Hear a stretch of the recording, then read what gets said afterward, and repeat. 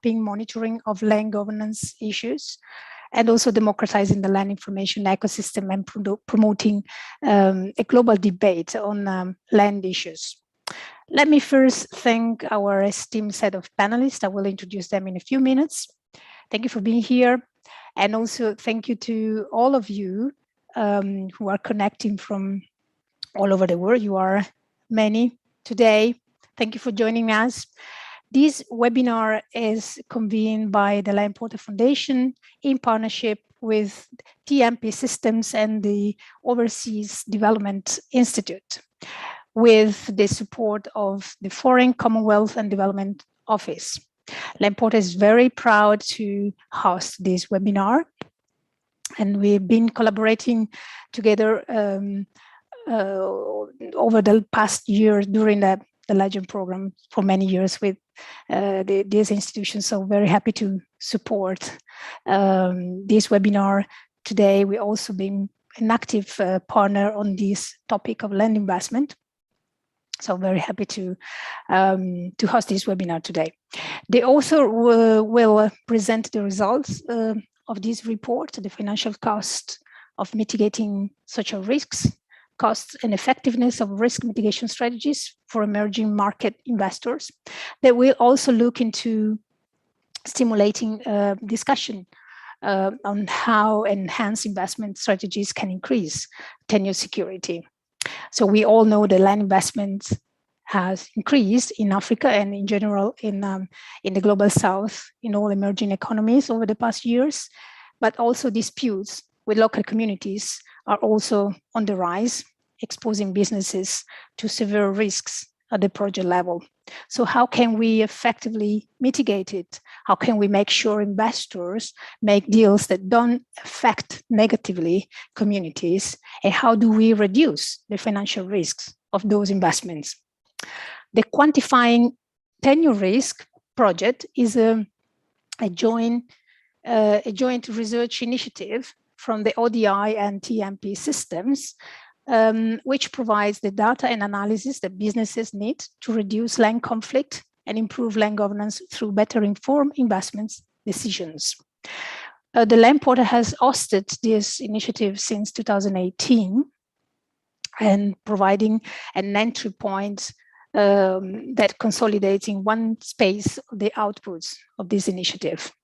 We also have more resources and library documents and reports and articles on land investment, more than 3,500 on the Land Portal topic page on land investments. And we also developed the Responsible Land-Based Investment Navigator in partnership with the International Institute for Environment and Development last year, which is a private tool is a tool for the private sector to guide through selected manual and other material on responsible land-based investment. So my colleague can share the link on the chat. So this webinar will begin with a presentation of the new report, and then we'll follow by responses to the report from 3 discussants. After this, we will have some reactions from the audience through a question and answer session. So I encourage all of you to post your questions in the using the question and answer feature in Zoom. So allow me now to introduce our panelists. Joseph Feyertag is a research fellow focusing on climate and sustainability at the ODI. He joined the ODI in 2018 after working as an agricultural economist in the private sector for 5 years. So his research focuses on how to mobilize socially and environmentally private finance in emerging markets. Welcome, Joseph. Ben Bowie is a partner at the TMP Systems. He has successfully directed projects across more than 25 countries in Africa and Asia relating to poverty reduction, human rights, small-scale energy, gender equality, climate change, and sustainable agriculture. Welcome, Ben. Charlotte Van Andel has been a senior environmental and social officer at the Dutch Development Bank since 2007. She supports the implementation of FMO sustainability framework. She works on the OECD guidelines and other certifications at corporate and project level, mainly focusing on land tenure, supply chain, labor conditions, cultural, social context, etc. She mainly operates in Africa and Asia with a focus on agribusiness and forestry. Lorenzo Cotula is a principal researcher in law and sustainable development at the International Institute for Environment and Development. He works to address issues at the interface between land governance and foreign investment, collaborating with researchers, civil society, governments in Africa, Asia, Latin America, and also works with bilateral and multilateral development agencies. And finally, Shivani Kanabiran is a policy advisor for the Responsible Business Conduct Unit of the Organization for Economic Cooperation and Development, OECD. She's a specialist in corporate social responsibility and supply chain operations. Shivani provides advice to governments and companies on how to implement a risk-based approach to supply chain due diligence. Welcome, everybody. Now, before I give the floor to the authors of the report and the discussions, let me give 1 minute floor to Chris Penrose Buckley. Chris, we're very privileged to have you here today. Chris is a senior land policy lead at the UK's Foreign, Commonwealth and Development Office. He will provide some background on this project, how this project came about, and also a few remarks on how it fits with the general FCDO's work and priorities. Chris, over to you. Thank you very much, Laura, and a big thank you to Land Portal and to our colleagues at TMP Systems and ODI who have produced this report.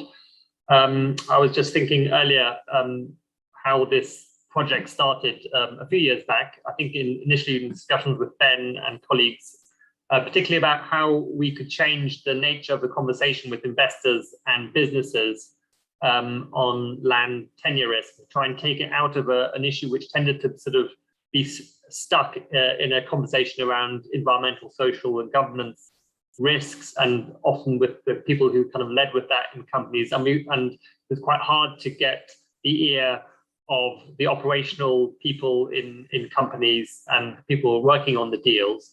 And that's really where we wanted to have a conversation to say this is a material risk that you need to take seriously.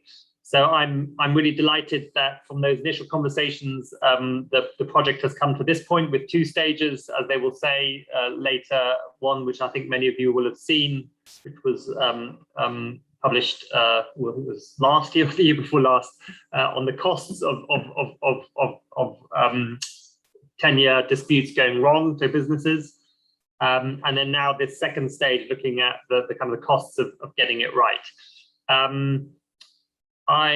It's great to see so many people on the call and just looking at the chat also from so many different countries. On the one hand, you could say this is a kind of a research project, and it certainly has been, as you will see from the presentation, a lot of thought and work has gone into both stages and getting the methodology right.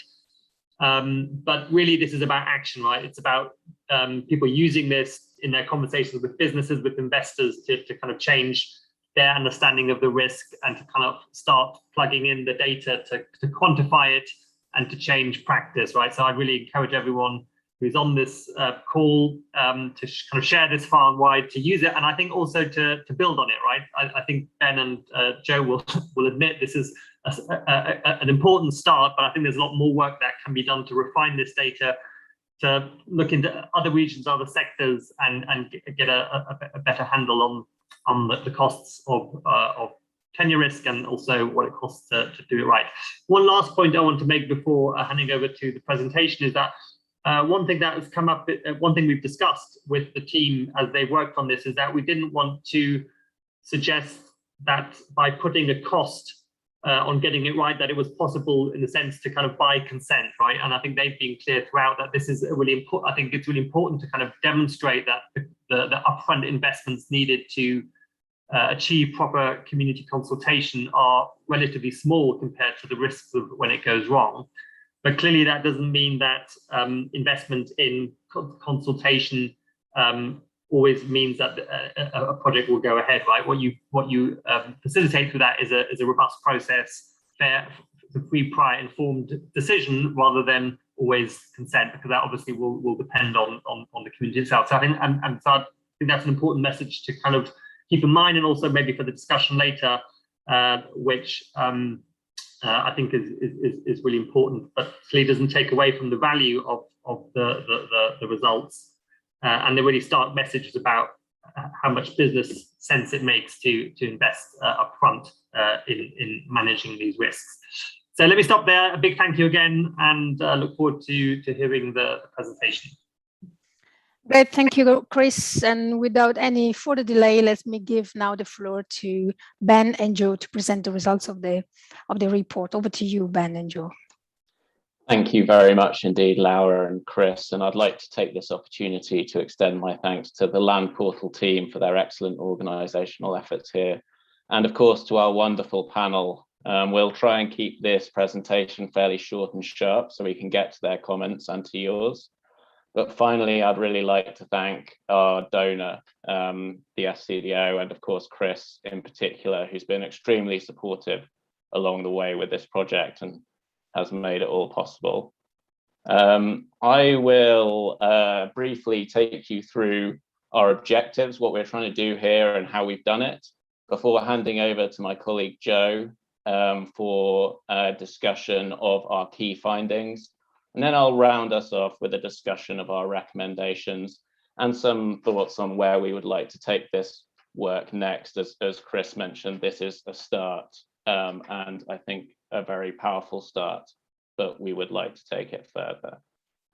So as Chris mentioned, what we're really trying to do here is build a business case for better investment in methods to identify and manage tenure risk. That is, we are looking to show that there are material or financial reasons for companies and investors to invest in avoiding disputes with local people over land and resource rights.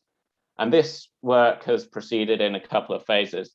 The last phase of the work, which was published now back in February 2019, so a couple of years back now, really looked at how much does it cost if a company gets into a dispute with local people over land and resource rights. And what we found is that those disputes drive long delays for agricultural businesses in Africa, over 500 days on average, according to our research. And that translates into significant lost value and foregone revenue, up to $100 million we looked at in some of our example cases. But the fundamental point here is that these disputes can be extremely significant from a material and financial perspective. And so there are strong incentives for avoiding them. This phase of the work, which we're very happy to present today, really provides the second half of the business case. So how much does it actually cost to start to avoid and mitigate the risk of these disputes? Now, this kind of comes in two parts. First, we want to put an overall cost on how much investors, and particularly responsible investors from whom we can get data at the moment, have been spending on social risk mitigation. And what we found on average is that they're spending 2% of overall project expenditure on these social risk mitigation efforts. But how effective is that spending? We also need to know that if we are to provide businesses with a clear financial rationale for these investments. And what we found in this study, and Joe will take you through these findings in considerably more detail later, is that efforts to manage these risks cost about 4 times less than the risks themselves. So there is a good financial reason, and perceptions among businesses of these actions are good. In some cases, over 90% of our survey respondents found that actions to mitigate social risk were cost effective and in fact provided very good value for money. So what we hope that we are providing here and presenting today is a strong set of incentives for responsible investment in emerging markets. We're showing that even in challenging locations, actions can be taken to engage with local communities, build strong relationships, and ultimately develop effective social license to operate, which allows for smooth operation and win-win outcomes, not only for investors, but also for the people affected by their investments. And before handing you over to Joe to talk a little bit more about our key findings in some detail, I'd like to just discuss the way that we put together this report and the methodology that we followed in our research. And we've used a three-pronged approach to try and deal with the inevitable data challenges of researching investment and specific spending in emerging market investment processes. And the first kind of foot of our stool, as it were, the first and one of the most important pieces of our data comes from the public domain. And here we've relied heavily on information from development finance institutions. Development finance institutions are publicly or government-owned banks that invest in emerging markets, both with the objective of getting a financial return, but also with a very clear objective of driving development and social and environmental improvement. And because of their public nature, DFIs are obliged, or development finance institutions are obliged to provide a lot of detail on the way that they spend their money. And we've used that detail to derive a few very important data points. So first, we looked at these 137 cases to see how much overall was spent by DFIs on them. And then we've pulled out the proportion of that spending that could be allocated to actions that reduce or avoid social risk. These are actions like consultation processes, potentially land mapping, establishing grievance resolution mechanisms. And then finally, we've used the techniques that we developed in the last phase of our work to show how exposed to social risk these 137 projects are.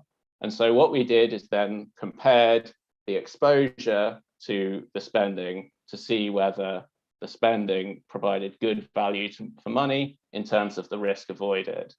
But we do certainly realize that that using this sample of cases from development finance institutions, it's not a normal sample. These are responsible investors. They do not behave in exactly the same way as a mainstream business might.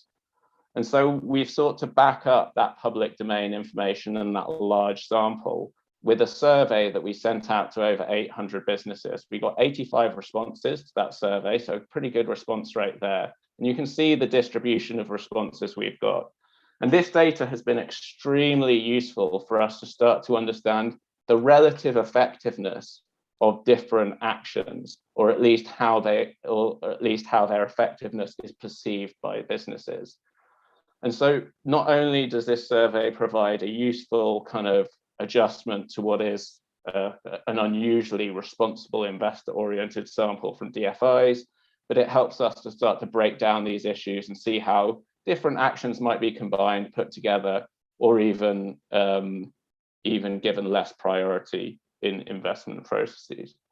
Finally, we conducted 35 interviews with investors and informants, and this just allowed us to provide further texture and further understanding of the effectiveness of different actions, why different actions were perceived to be effective or ineffective, and perhaps how they could be improved to be cheaper as well as more effective in the future. And so we use these three sets of data to provide a kind of robust basis for the research that we're about to present in more detail. And so without further ado, I'll pass over to my colleague Joe to take you through our key findings. Thanks, Ben, and thanks everyone for joining. I'm going to present the three main summary findings. The first finding really covers the costs of doing it wrong, as Chris has put it. So in the first phase of the research, we essentially retraced our steps and estimated the costs of tenure risks using the new data, but the old methodology, And this reconfirmed what we'd previously found about 2 years ago, that tenure risks are endemic in emerging markets.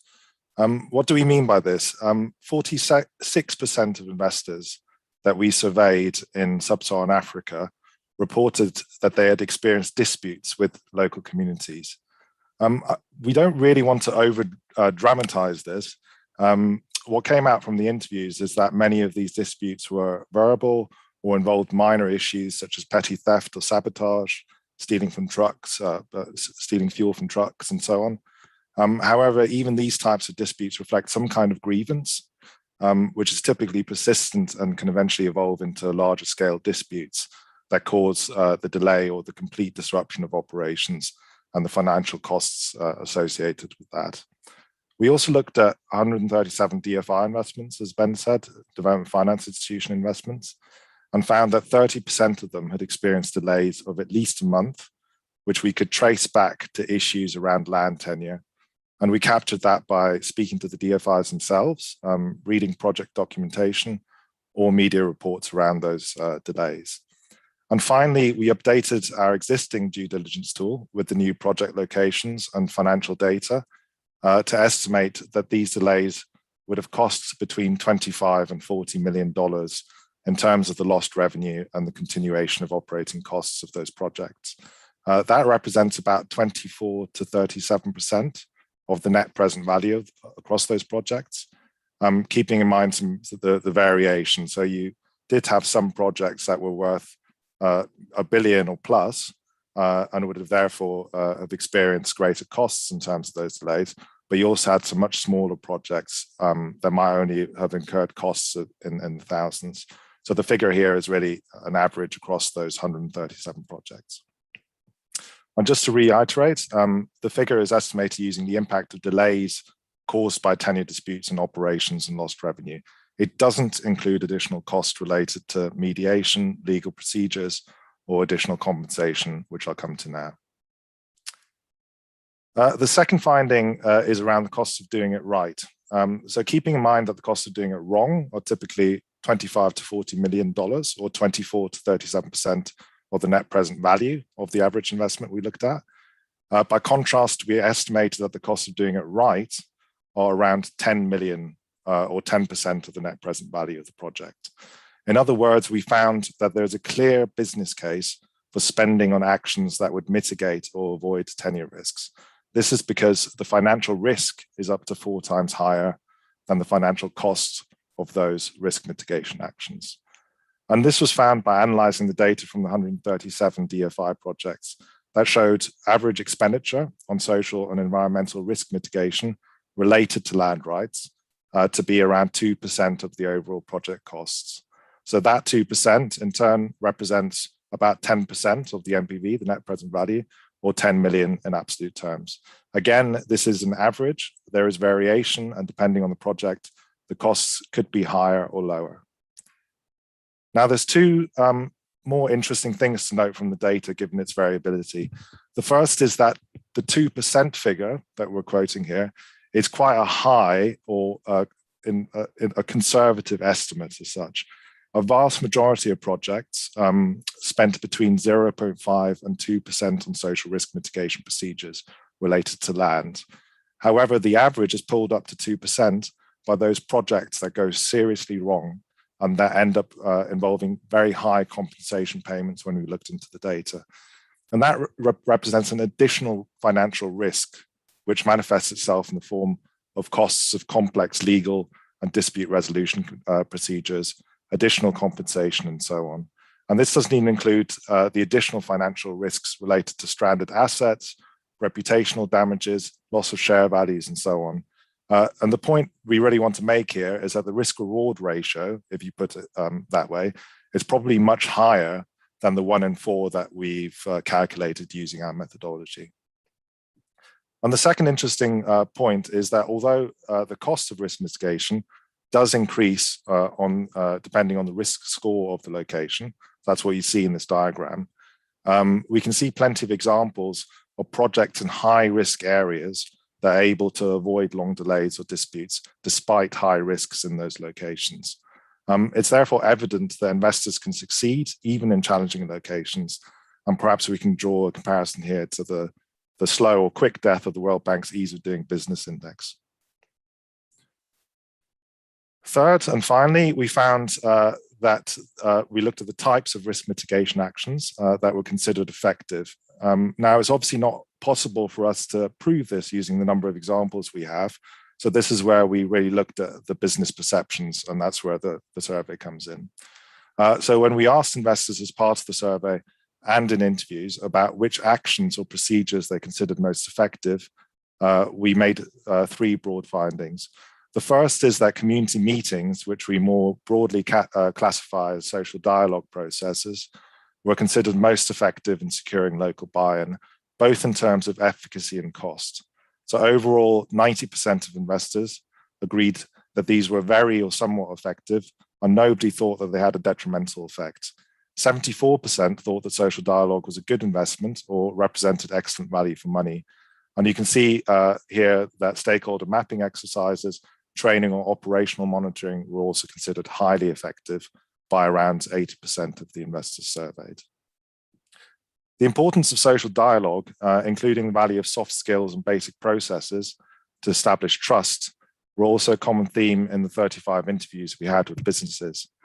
So here's a quote from a horticultural producer in northern Nigeria. I won't read it out loud, but it highlights what many investors said in the interviews, which is that they found community meetings a useful way of understanding the needs of local communities and establishing that mutual trust. Identifying these needs allowed them to adjust their behavior and target the investments at areas of greatest importance to communities, and thereby maximize the value of their social risk mitigation efforts. The third finding under this broad third finding is that social risk mitigation activities, the survey shows that social impact assessments and monitoring efforts were considered least effective. So about 15% of respondents even considered these efforts a wasted investment or not the best use of money. And many interviews considered some of the rigid procedures that were required to implement as part of global national guidelines, an unnecessary box-ticking exercise and a waste of resources which didn't adequately capture the needs of communities in a particular location. And several interviewees also considered formal grievance resolution mechanisms or geospatial participatory mapping schemes designed according to international best practice guidelines as being much too inaccessible and technical for some of the local communities affected. Again, here's an example from one of the interviews with a commodity producer in West Africa. It shows how in some cases, investors felt compelled to employ international consultants to meet international standards when using local channels for resolving disputes and settling boundary disputes would have been more effective. We should say here that in general, all the procedures enjoyed broad support. And there's also another caveat, which is that this obviously only represents the views of the private sector on what is most effective. It may, of course, not reflect the views of local communities who may well consider some of these ESG standards or formal grievance procedures as being effective tools for risk mitigation. Over to you, Ben. Thanks. Thanks very much indeed, Joe. So I will very briefly take you through some of our key recommendations and where we want to take this next, and then we can dive into the interesting and important discussion with our panelists and, of course, with you, the audience. So in terms of recommendations, we can split this broadly into kind of two categories. We have a set of recommendations for businesses and a set of recommendations for government and regulators. So on the business side, this is a message you've probably now heard quite a few times during this presentation, which is we have a business case for investing in social risk mitigation strategies. We can identify a set of actions that are effective and that merit investment. We need to understand more about the way that we put these different actions together. And we do recognize that some strategies are more effective than others. But what is clear is that there is a basis for companies to take this much more seriously, not just as a CSR issue, but as a core operational and financial concern. So moving on to our kind of recommendation for government, we think that there's a good argument for mandating minimum spending on social risk mitigation processes. This would enable more rapid and investments with higher rates of return, but it would also result in better impacts for local people and a more vibrant investment environment. That may sound like a fairly radical suggestion, but it is in fact not at all unprecedented. In the South African renewable energy sector, greenfield projects have to spend more than this already on community engagement processes, and that is thought to be one of the reasons for the fairly rapid rollout of renewables in that country. But we also do recognize that there is, as noted, much more that we can learn about how you implement these actions at a lower cost and with greater efficacy than they typically are at the moment.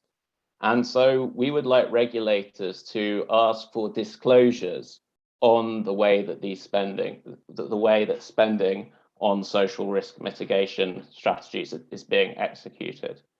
So that disclosure can certainly help us to understand whether businesses are doing enough and can help with the process of audit and project assessment, but it can also help with this ongoing process of learning and improvement, which is vital. So moving on to how we would like to see this research moving forward. We would like to apply this. We think this methodology is robust, and we think that the approach could be replicated in other areas where there are issues that are hard to quantify, but which are certainly important for business.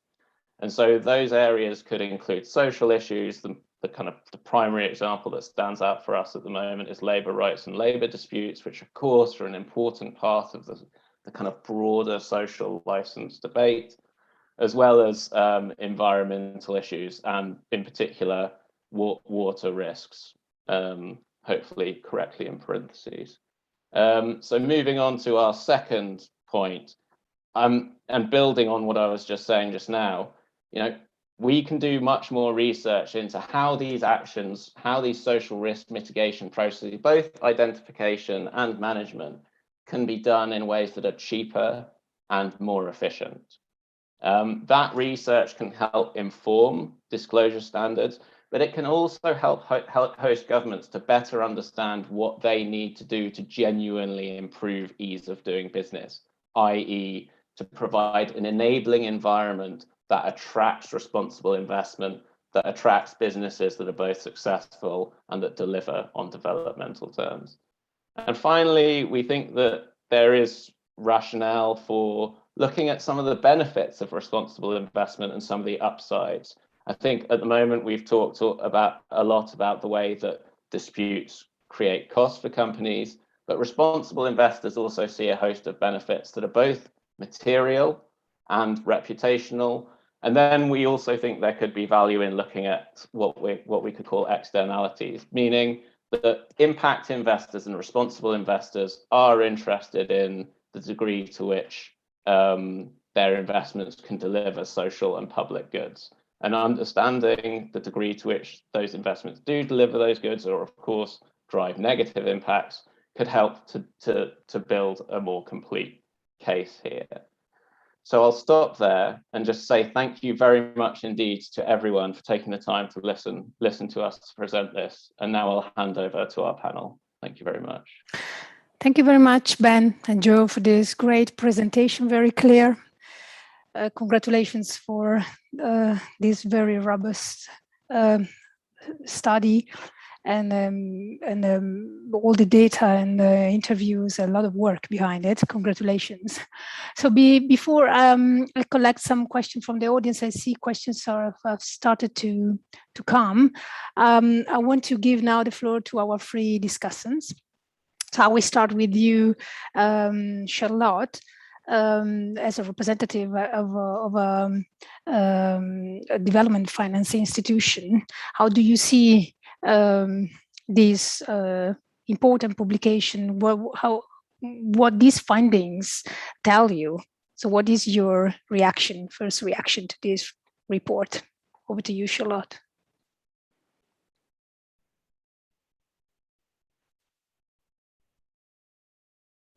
I'm afraid you're on mute, Charlotte, at the moment. Maybe Ben, you can stop sharing your screen so we can see Charlotte. Does it work like this? Yeah, perfect. Over to you, Charlotte. Okay. Well, first of all, congratulations with this wonderful piece of work. It's really thorough and it underpins what, is known, of course, but until now, it was more in the mist. And I think this report just, as with a lot of social items, there for especially people who are in the financial world and very accustomed to all kind of numbers, it blows away the blur and, it translates it to hard currency. And in the end, money talks. So that's a very good thing. And it's taken into account in simple because of the price tag. So very happy with it, and also happy with the confirmation that what I see with clients, for example, implementing on their own processes, focused on their own activities, and finding out later that maybe I forgot something. Damn it, those were the communities. Yes, and sometimes hesitating to go into a dialogue with communities because the company who has dealt with their activities before them made such a horrible mess of it that they don't even dare to communicate with communities, but leave so much space open for all kind of speculations, and not taking that really into account. Also, I've seen a whole team working and doing really good work with communities in livelihood, but there was no reporting from that team to the management. So what they didn't have on their radar is that there were still land issues to be solved. So yeah, it can go wrong in a lot of things, and that is also why social dialogue is seen as quite complicated. For example, talking with a village head and not noticing that there are all kind of different groups within that village, different ethnicities, age, gender, background, vulnerabilities, parts of the village who were already resettled in an earlier phase, and that the daughters of the village had ended up with solar panels on their roofs, and not any of the other village members. Also, not taking into account that as a village, you can't oppose government. If you go to a village and you have a very nice chat and you find out that there's lots of land available without noticing that just before you, a government official went to that village and indicated this and this land has to be allocated to this company. All very understandable, but yes, if you pay attention to that, it can be avoided. And also happy to see that, and realize that we can and we are progressing. Even policies and frameworks, they change, and they change our priorities. For example, with the UNDPs putting human rights more in the center, it makes the priority for stakeholder engagement much higher. And in the past, it could be done that, okay, whole the management system is installed, all the activities are operational, and oh yeah, let's do a stakeholder engagement plan. That won't happen anymore. It's and something else I want to mention is also that in the past, often it was a kind of we indicate what we are going to do, and okay, we want your advice on that, or we want your reaction on that, but nothing was done with it. It was not noted down, not feedback was given on what was decided and why it was decided, or any opinions taken into account, and then those decisions were changed. That is what I also see happening. It's getting more participatory, both in consultation and in decision making. which actually is really something which is a big improvement. So yeah, all bits and pieces you can find back in this report, and I think that's really great to see.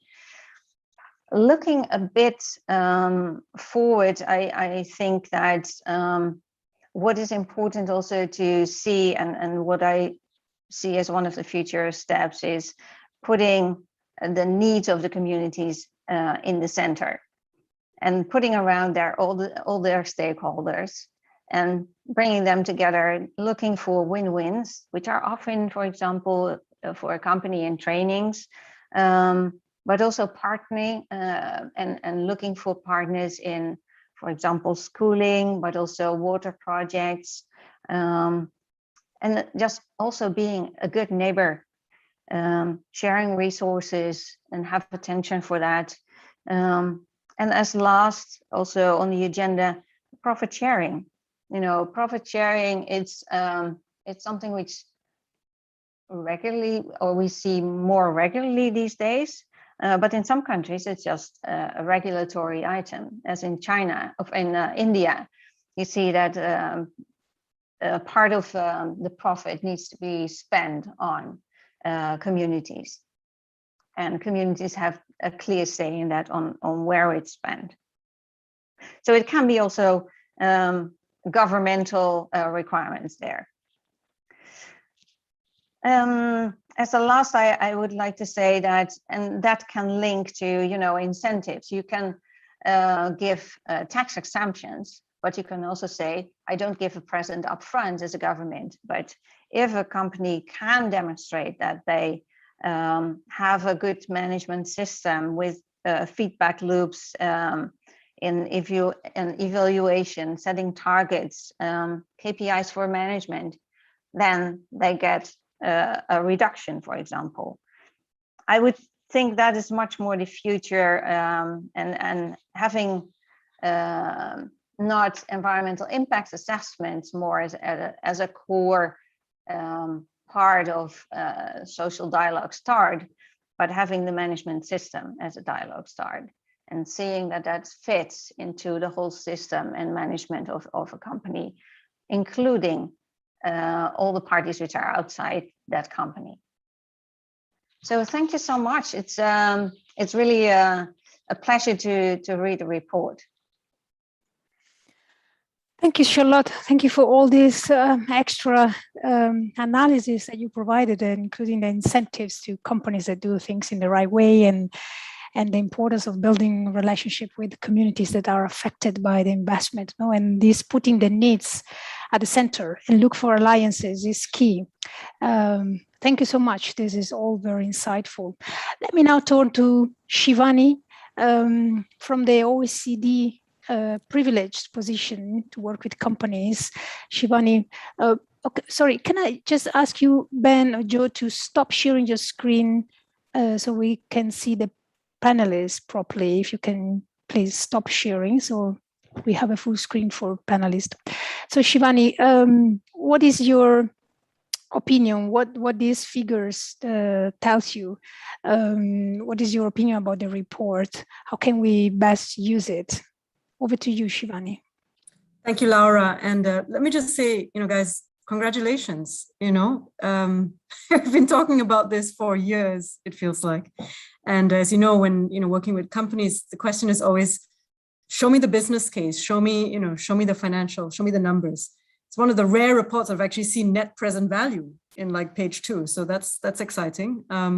Look, I think you've done a really tremendous job. I really like the fact that the methodology is, it's actually quite conservative, actually, the way you've done it. So that, I think that's actually really good, because sometimes we have information that's actually just based on few anecdotal things, and then it's sort of stretched, and that doesn't get us very far, because the financial guys will dig deeper. So that's, I think, really great to have pretty decent level of data methodology. Of course, it's, you know, it's, you can make, you know, I say like, well, maybe this is not, is this applicable to other parts of the world, etc. But it's a really great start. So first point is great that the business case, it's there. This whole 4 times the value, that's just a fantastic takeaway already. So great job there. Second of all, I guess what struck me, and I didn't get this in the report, but when I guess you went into a little bit more detail on the what are the actions that actually work and what actually are not, what are considered almost, I guess it was a little bit playing a bit devil's advocate, but a bit of waste of time almost. But it's really useful to get that. And I think that is some area that I would love to actually go deeper into, because I think that is important. We need to start getting into where are we most effective. Yeah? So I think that from our point of view on our work at the Responsible Business Conduct Center, I think that might be something we should really talk about in more detail. The next thing I wanted to just highlight is that, look, so now we've got the business case, right? So that's this data, this research. We also actually have recommendations. I mean, the OECD certainly, Charlotte is probably well familiar with the work that we've done. We've got the guidelines, which are these high level, very high level normative expectations. We've got then the OECD due diligence guidance, in which stakeholder engagement is really woven in throughout the whole due diligence approach. And I don't know if folks know, but we also put out back in, I think, maybe 4 or 5 years ago, even additional guidance exactly on what exactly meaningful stakeholder engagement is. And what are some of the steps that can be done? And it was directed towards investors in the mining and extractives sector, but really it's a blueprint for good stakeholder engagement more broadly. But I think I'd be very interested to hear from, maybe post this webinar from TMP and ODI, because I think there's an opportunity for us to maybe, based on that guidance that we have, that we can tease further with your data, what's the more effective one? Because that we need to get into that effective question. And I guess I'm going to end soon, because I see a lot of questions and I want folks to be able to get to you, because you guys are the ones who can provide us some of the further insights. I just would leave with the call. We need action. We've got the business case. We've got recommendations on what can be done.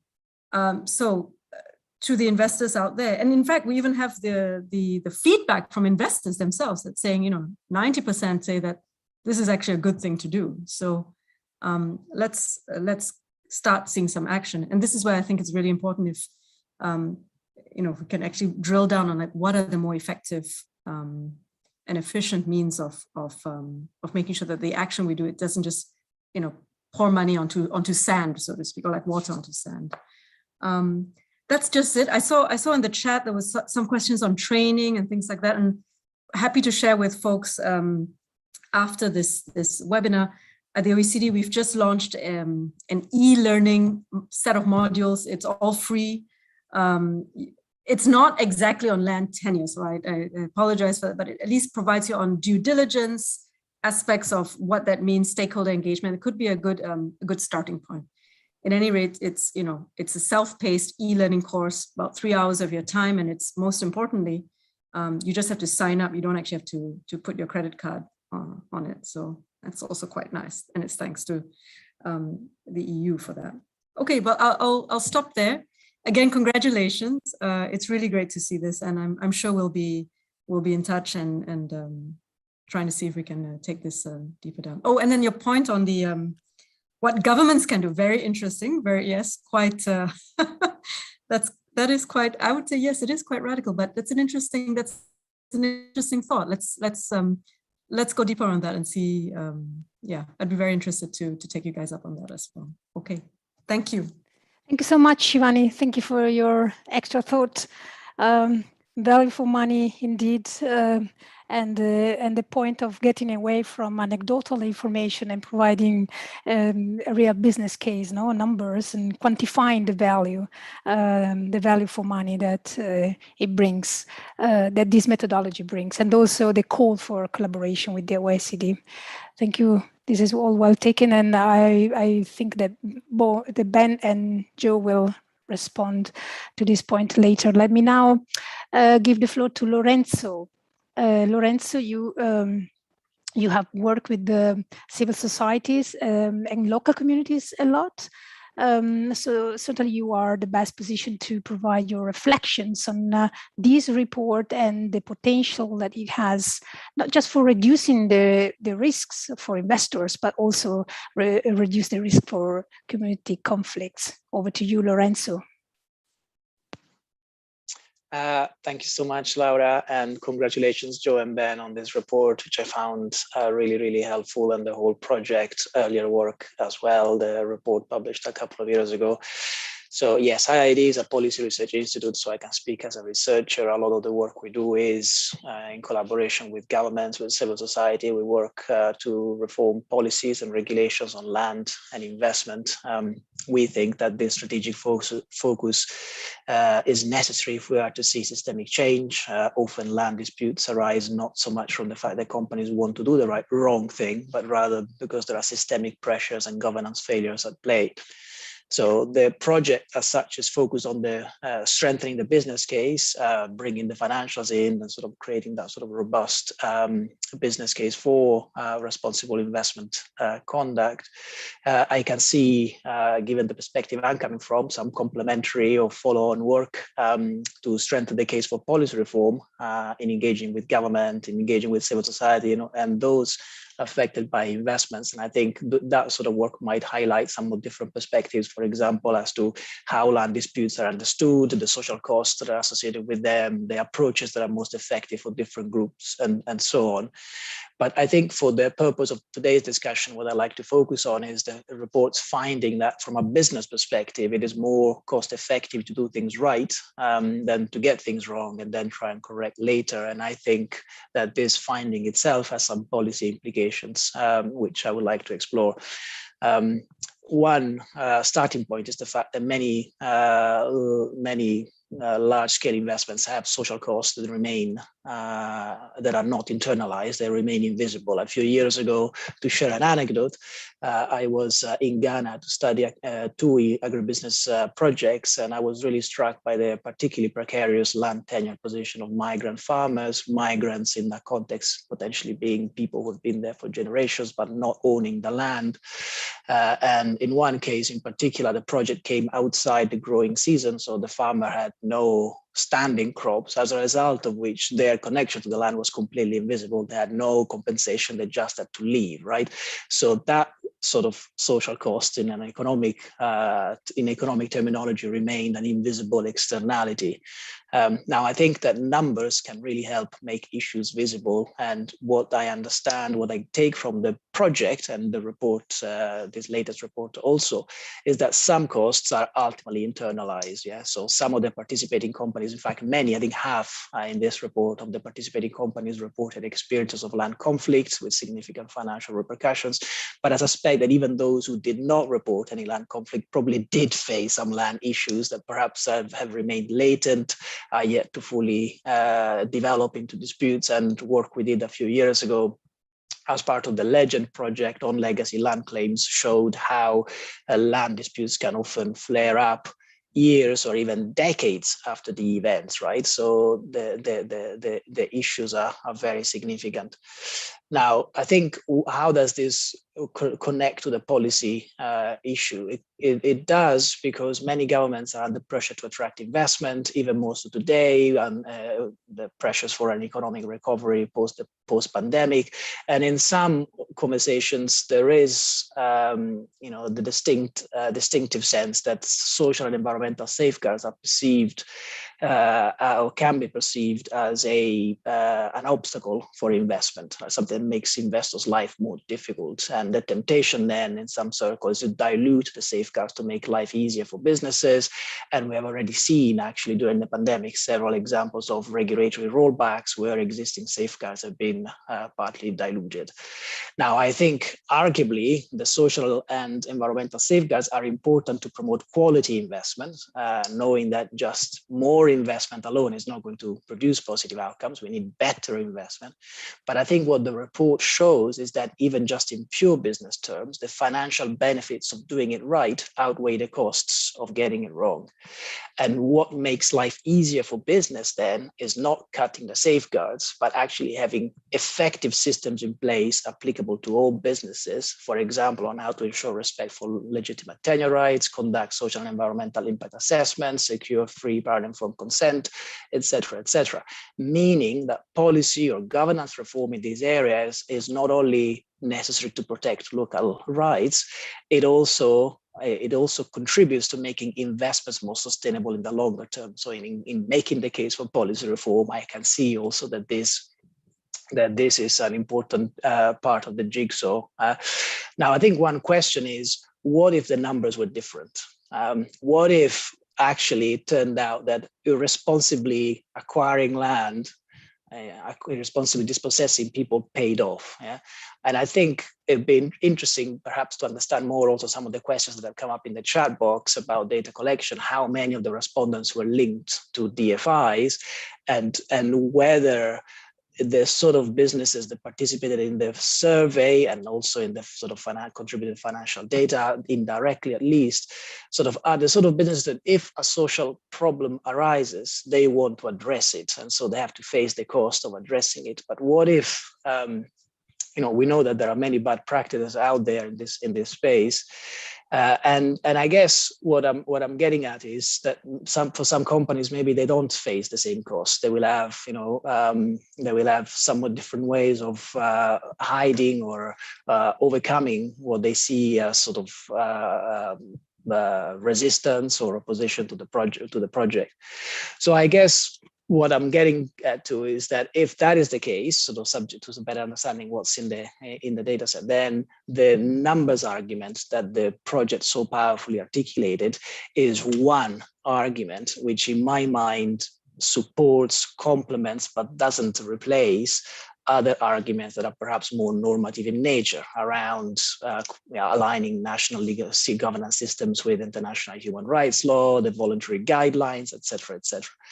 So I think that for us in our work in policy support to governments and civil society, this project and this latest report is going to be super helpful, and I look forward to using it more. And I'd love to hear more about some of the questions that have come up in the chat box, including this aspect about the sort of composition of the data sets and what that means, if anything, about the general ability of the findings.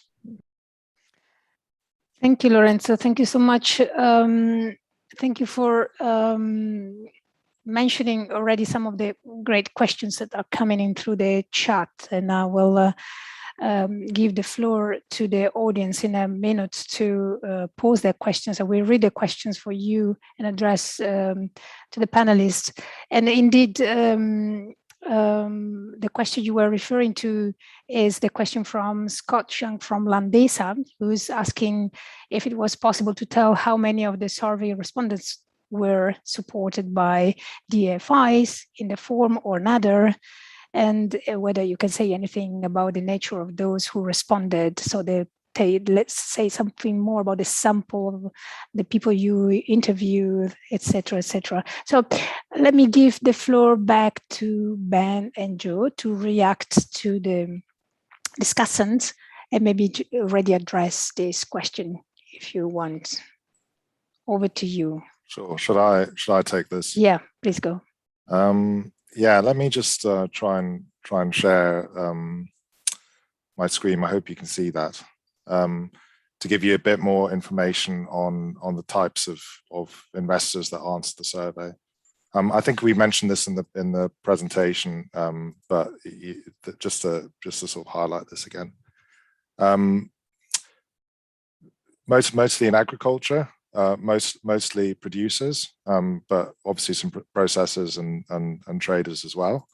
And here again is the geographical distribution of the survey respondents, so mostly West Africa, Southern Africa. There were 800 in total. That's kind of all I can give you in terms of, in order to protect the anonymity of the survey respondents. Lots of them did indicate that they were happy for their names to be mentioned, but many didn't. And we decided just to do a blanket. Let's not mention names and avoid sort of complicated processes around signing non-disclosure agreements and so on and so forth. What I can tell you is that anecdotally, lots of the investors that we spoke to had DFI backing. Strangely enough, lots of them have since had DFI backing. So there's been a spate of investments quite recently, and I was surprised to see that quite a lot of those investors were ones that we had spoken to. I think by the very nature of the survey, the way the survey was structured, what you saw happen was that a lot of respondents stopped answering questions as soon as it came to asking what kind of social risk mitigation procedures they had in place. So that gives you an idea, and I think that's a problem. We're not able to get those. Obviously, we can't get opinions from investors that don't have these procedures in place, and those are the ones that we really need to target. I should also say that originally the plan was to organize three field trips. And that sort of relates to my work in the private sector, which is much easier to speak to these companies directly on the ground than try and get in contact with them online, especially companies that don't have a big CSR presence and certainly don't have any means of contacting them. But obviously those plans were hampered by COVID-19. We had to cancel the field trips. Instead, we put together this list of 800 companies. I would say, I don't have the figures right in front of me. Most of those companies were we got information from Land Matrix, which is a really, really useful resource, which I sort of recommend to everybody. I think they celebrated the 10-year anniversary or something, 15-year anniversary the other day. So congratulations on that. And if anybody from Land Matrix is here, then big thank you on all that in-depth information. A lot of the contacts came from personal contacts, and some of those weren't DFI backed. And then we also collected information through the DFI fund portfolios. So that was another useful resource for getting in touch with companies. So I hope that's the best I can do to answer your question. In the end, we had a really good representative sample, I would say, of companies of different sizes, different sectors, locations, and we also managed to use some local networks as well. There's a big thank you to Ibrahima Carr, who used to work at the Land ILC, International Land Coalition. But he put us in touch with a lot of companies in the Francophone area that we previously had very little penetration of. Thanks, Joe. I'll just follow up there and just start by, of course, thanking our panelists for their reactions that I thought were really interesting and for offers of collaboration, which we'll certainly pursue. But I think just broadly, one challenge we face with this research is, of course, that this is a kind of embryonic area. So, of course, the number of people, the number of organizations that are, taking this seriously at the moment is far fewer than we'd like to see. It's an unusual data set. They behave differently to others. And that creates some challenges, of course, for research. But I'll just kind of underline a few kind of conclusions from there. One is that, many of the guys that we're looking at are spending probably a lot more than your average business might to mitigate these risks. So while you could argue that, these reputationally exposed people, they're more likely to come unstuck reputationally or operationally because of a tenure dispute, they're also more likely to spend more. And that kind of relates to what Shivani was mentioning when she says that these figures are kind of quite conservative. It's likely that that in time, if we understood these things better, we could show that you could invest a lot less for a greater risk avoidance impact. So I think that's kind of important for us to underline. I think the second thing is, from the anecdotal evidence that Joe kind of mentions, it's clear that this idea that you can kind of get away with this, even with kind of active collaboration with the host government, of course that happens and still happens, and that's tragic, of course. But that is becoming less and less common over time. There are a number of reasons for this, from higher consumer expectations, better disclosure standards, but probably most importantly, the people being affected have mobile phones. So they're going to call up if somebody is, not doing right by them. Yeah, of course, there are always going to be significant problems there. And our report cannot possibly hope to address those. We're also certainly not seeking to replace the extremely strong ethical arguments for doing this. But what we are trying to do is say that we recognize that there are people within businesses, either on the operational side or indeed on the CSR side, trying to persuade those on the operational side who require a financial case, to respond to their fiduciary responsibilities, to fulfill their contracts, And so in order for those guys to do the right thing, they can't simply recognize that it's the right thing to do. There needs to be a material case. And I think we can start to build that here. But I think what we'd find if we had a better, kind of fuller data set is I think a stronger rather than a weaker case. Thank you so much, Ben. Thank you, Joe, for responding to discussions. And thank you, everybody, for the great questions. Let me just now start and reading some of those.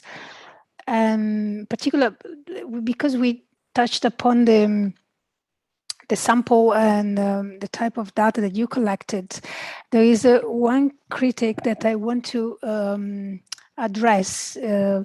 Is from Douglas Hertzner from ActionAid, who says that the report is intended for use by businesses, but to be honest, I'm not sure how useful a report is that does not really take into account community perspectives. So land tenure changes are often very permanent in nature. They involve changes in power dynamics with social and environmental impacts. Go well beyond the life of an investment. I think that centering a business perspective on these issues risk undermining the long-term perspective and centrality of social, cultural, and economic human rights.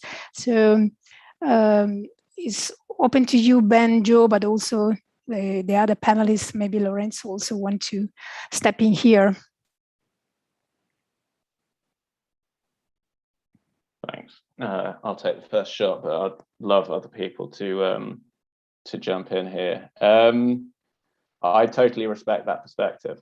I don't personally agree. I think that in my experience, when trying to persuade people making financial and business decisions, this approach is by far the most effective.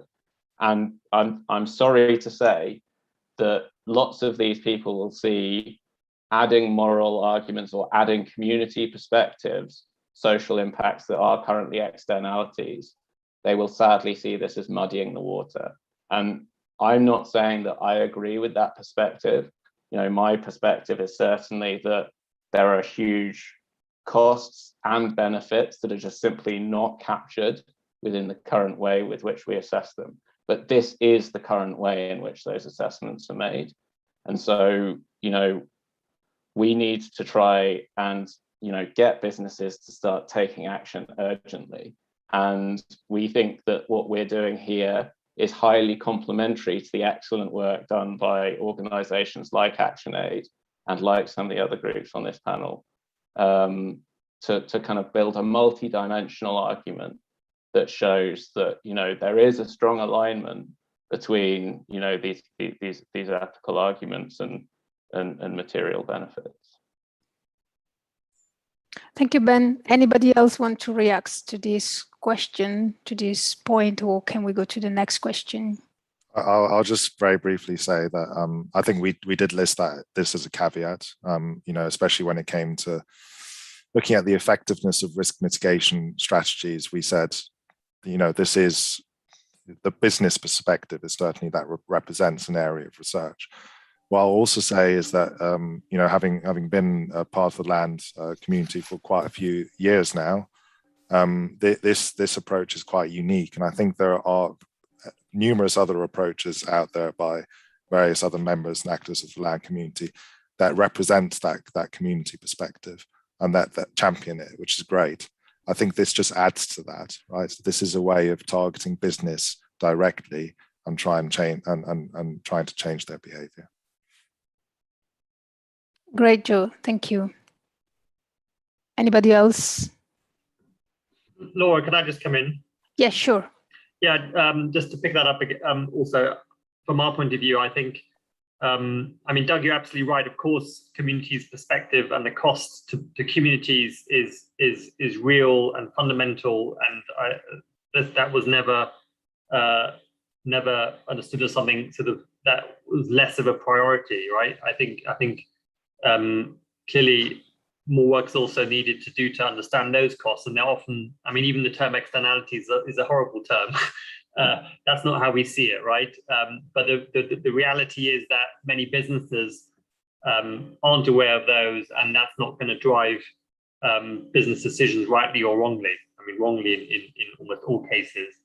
So this is really a tactical question, like how can we make the case businesses to bring this into the decisions and to speed that up, whilst obviously we need to carry on working on all fronts and also try to kind of get away from economic models where these are treated as externalities. But obviously that's a long-term challenge, right? And that's not going to happen anytime soon.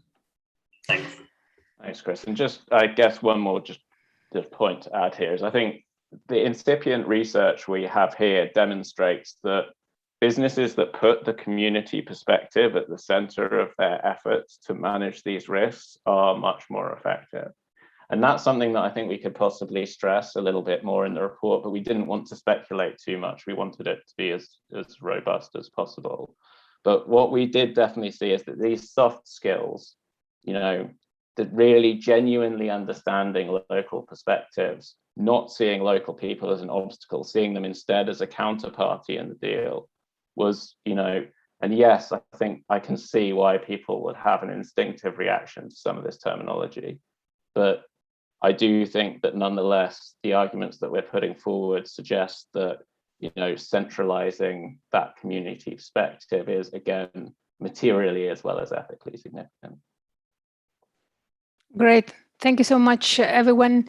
I think there is a more technical question from Lynn, though, who asking how the risk, how you calculated the cost. I don't know if they answer your question already or you want any clarification. So was the data provided by investors from other sources? Maybe you want to spend a few words more, Joe, to explain how the calculations was made. Or Ben, I don't know whether you want to take it. Ben, yes, sure. Yeah, we can certainly answer these questions now. I would say not to spend too much time on it. We do have detailed technical appendix which we can send your way that details all this. But Ben, if you just want to say a few words, that would be helpful. Yeah, I think this is actually quite an interesting question, because when you're looking at the DFI data from development finance institutions, we clearly have the DFIs don't use the same terminology. Certainly businesses in general don't use the same terminology for the different actions that are taken. That's another indicator of kind of the embryonic nature of many of these issues. But clearly when you're dealing with the itemization of the costs, you can see quite a lot of detail in terms of community meetings, dispute resolution mechanisms. There's then a kind of a bunch of costs that kind of fit into a slightly more gray area, which would be mitigation of environmental damage, protection of local water resources, which would sometimes be categorized as environmental costs, but are clearly related to to social risk mitigation. So all in all, I think that I would underline this by saying that some of the costs that we've included here have significant benefits beyond social risk mitigation, either for compliance or indeed for environmental purposes. So, I think we've been pretty conservative in what we've added in, and where we have included it, it's to increase the kind of the overall cost, and again, kind of fit in with that conservative argument. But yeah, we can provide further detail in the technical appendix. Great, thank you for clarifying these points. And Dereye Kebede Ketema also asks on possible collaboration or overlap with our other frameworks and guidelines. He says some countries carry out the environmental and social management framework, ESMF, analysis before handing over land to large-scale investment. So he's asking, it is wise to recommend quantifying social risk on top of ESMF, or do you recommend revisiting the existing ESMF? So I'm not sure who can best respond to this question, but I pose to all the panelists. Want to take it? I'm happy to have a go, having been involved in some of these due diligence processes myself. I think the way they work and what we want to avoid is for this just to be a box ticking exercise. It's not enough, and I think this explains a lot of in my view. Other people have different views, but if we go back to the late 2000s, the land rush, if people follow a legalistic procedure, or simply literally tick boxes and say we've done this, we've done this, we've done this, the investment's okay, that's where the risks and the dangers lie. I don't think ESMFs or environmental and social impact assessments are bad things. I think they need to be done to some extent, but we need to go beyond that and have a bit more of a flexible approach along the lines that we suggested, which actually involves speaking to the communities themselves and understanding their needs, because a lot of the frameworks can't be structured in a way that takes into account each and every single local need. In some geographies, some things will be more important than others, and that's kind of what we want to get around.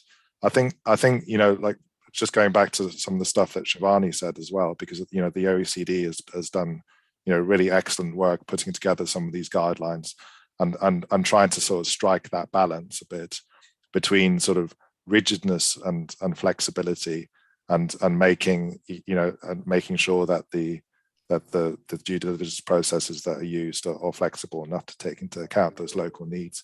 And I also realized, just reflecting on Lorenzo's point, which is the way and in some of the interviews this came out as well. So the findings could be read as if companies want to dilute some of the rules and regulations that are imposed on them, and they see them as a barrier. That could be one way of reading it, and I recognize that. But the other way, and I really genuinely got this from some of the interviews, is that it prevented the company from investing in those processes that really mattered. If they are simple as setting up WhatsApp groups and and building like long and trusted relationships with people on the ground that can actually reach out to the community and improve that relationship between the investor and community, make sure. So it's a bit difficult to strike the balance between those two, but I think we need to do more to reach it. I'll stop there. Great. Shifting the focus a little bit on small enterprises, I think Lisa Coel asks to Charlotte, I think, but anybody else can answer, of course. So in terms of small and medium enterprises and investors, where can they get the expertise? So she get the feedback that many companies just don't have it on their radar, and then also they don't know how to implement activities to manage tenure risks. So I don't know if Charlotte, you want to take it, or anybody else? Just to give the floor to the other panelists as well, of course. I can take that. Just having being on mute, as you know, it happens. But yeah, I think that's what I've worked for a Dutch fund quite some time as well, which were really small and medium enterprises dealing indeed also with land issues. And helping them out on, making things fit to their size is a key issue there. And sometimes what you see, instead of a whole elaborate report, which was done by a big consultant, with a little help, they also could, just invent their own spreadsheet and see how they could manage. Take stock of what is being done until now. What are follow-up actions? How are these mitigated? Reporting back on that, checking with communities, and it fitted in their skill, and it fitted also the general purpose. So it's and there are lots of tools on the internet, not only at the World Bank IFC, but also at the OECD, and lots of other institutions where you can find tools how to set up such systems and do stakeholder engagement, do a management system, and have a guideline on what is the general line, where's the dot at the end, and how can I, in the meantime, make sure that it fits with my organization, which is actually the key of things. Else you have a baseline and you won't ever do anything with it then again. Great. Thanks. I'd just like to come in quickly here because, this is something that came out really clearly in the in the surveys and the interviews that, the implementing agent is as important as the process. So, we talked a bit just then about the ASMF, but, clearly, there's a big difference, as Charlotte mentions, an external consultant coming in or somebody who's already trusted by the local community. And this is something that TMP has been working on for the last few years with Landesa.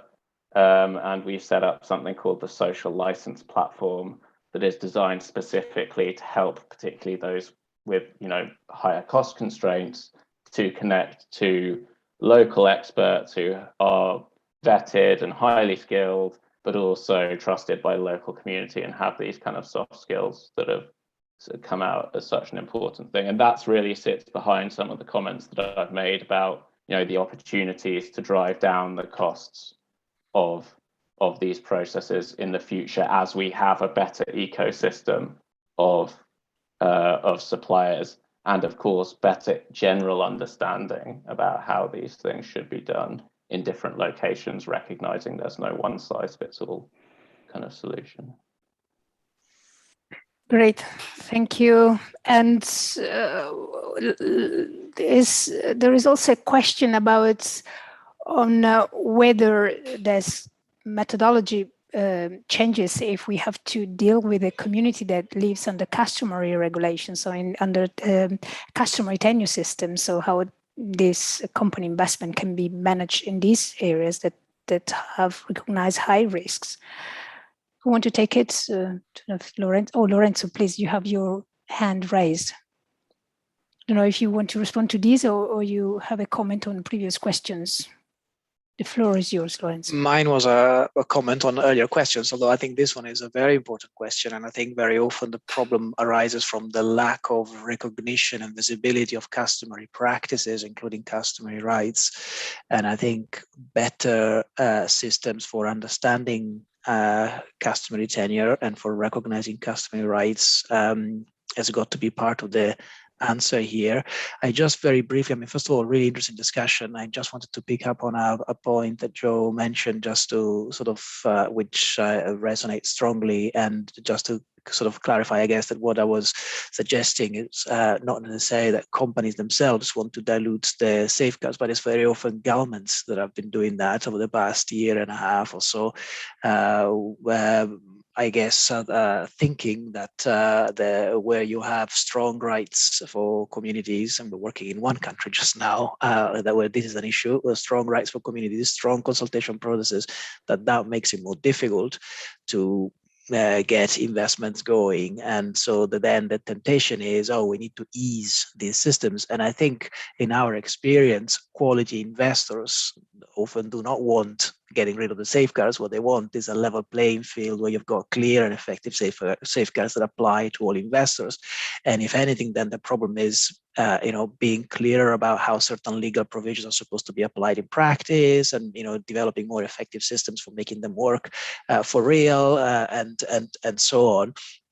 And I think this also links back to the point that was discussed earlier following the question from Doug, that we're looking at complex problems, and as such they require complex responses, right? Change needs to happen at multiple levels. We need better policies or more effective policies that recognize local systems, that protect local rights. We need change at the community level, more better equipped to articulate, advance their own vision of how they see development in their own localities. And we also need private sector actors who are better equipped to understand and address the issues. So I guess looking at this project not in isolation, which is I guess also what I was trying to get to in my brief remarks, not in isolation, but as part of a wider program of work where you have the multiple strategies working at the community level, working with government, and also making the case within the private sector as to why it is actually in their own interest to get it right. And I think it's in that sense that I see the real value of this contribution.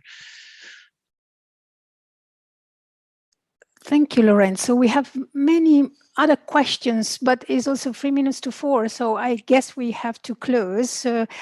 I would like to have a round of last remarks from each of the panelists on how you see the way forward for this report, and your last thoughts. Before we close, please go ahead. Lorenzo, you have the floor already.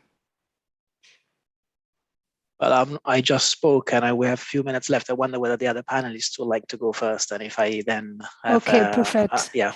Let me give the floor to Shivani. Any last thought, any reflections on the way forward, Shivani? Yeah, I think please let's try to get action to happen now. I really can't overstress it. I think that's to me action now. No more excuses. Yeah. Great, Thanks. great, very strong. Charlotte, over to you. Yeah, I keep it very short as well. And I think just to relate it to social dialogue is also deliver what you promise, and not only for companies, but also for governments. That will help also a lot. Great. Chris, do you also have any last minute remark or thought to share? Thanks, Laura. Well, just to say a big thank you. And I think clearly this is only one part of a kind of a broad strategy with lots of different ways of approaching it, right? So I think that's important to keep it in mind. Certainly from the way we see it as a donor funding it, this is there's lots of other work we're supporting around community, legal empowerment, etc., and that's as important. But I think, yes, I think this is going to be important that we start using it. So everyone on the call, please provide feedback, spread it, and hopefully we can build on this and get better data and get it used more by investors and companies. So thank you very much, and look forward to taking this forward. Thank you, Chris. And now the last thought from the two authors of the report. Joseph, over to you. Yeah, just to say thank you to the panelists. I was very rude and just responding immediately to what they said without really thanking them for some comments that really got my sort of brain buzzing. So, I feel like it's something that I could discuss for hours on end. I'm sorry that we haven't been able to address all the questions, but please just email us, Ben and I, and we'd be happy to respond to those directly, and I'll ask Land Portal to give us the list of questions as well, so that we can prepare written answers or set up a call to discuss them with you individually. And yeah, third, I think just on the point that was made in the discussion about the externalities, maybe one way of putting it. I think I've certainly made it my lifelong mission not just to try and convince companies to not do the wrong thing, but also I'm fully convinced that doing the right thing pays off in the long term, so that there is an argument to be made that a positive social and environmental impact really entails long-term productivity gains, or whatever you want to put it, and that it makes complete business case to do so. So that would be the next step for me, and I think that would help capture some of those sort of externalities that we spoke about earlier. That's all for me, Ben. Indeed, Ben, over to you. Yeah, just very briefly. So adding my thanks to everyone, both participants and audience here. I think, what we've been doing here is putting numbers around a fairly simple principle, which is treat people like people. Recognize that a personal approach is likely to be much more effective than a compliance-based one. Recognize that you should follow up on what you've promised, and that you should communicate regularly and clearly. These are all of the things that you would expect from any interpersonal relationship. It's not as complex as some people like to make out. And then second, it's more speed, less haste, as we say. So we've got some massive gaps coming, the infrastructure gap, the renewable energy gap. We need to roll these things out quickly. But to do them quickly, we need to engage and have effective processes. If we try to push forward and act like there aren't obstacles, what our research shows is that there are delays, those delays cost money, and that it kind of poisons the well for future activities. So if you as an investor or a company want to get something done quickly and with high return, you have to engage with people. So thank you, that's it. Thank you so much, everyone. It's 2 minutes past 4, so we are perfectly in time. Thank you, everyone, for attending the webinar, The Financial Cost of Mitigating Tenure Risks. It was a great discussion. Thank you to all the panelists. Thank you to the audience. Yes, we haven't been able to respond to all your questions. Please take a few minutes to take the survey and put there any additional questions you want to ask to respond, and we will make sure the panelists will have and address those questions. Thank you again, and we'll look forward to have you again in the next webinars. Thank you. Thanks very much. Thanks a lot. Bye. Bye, everyone.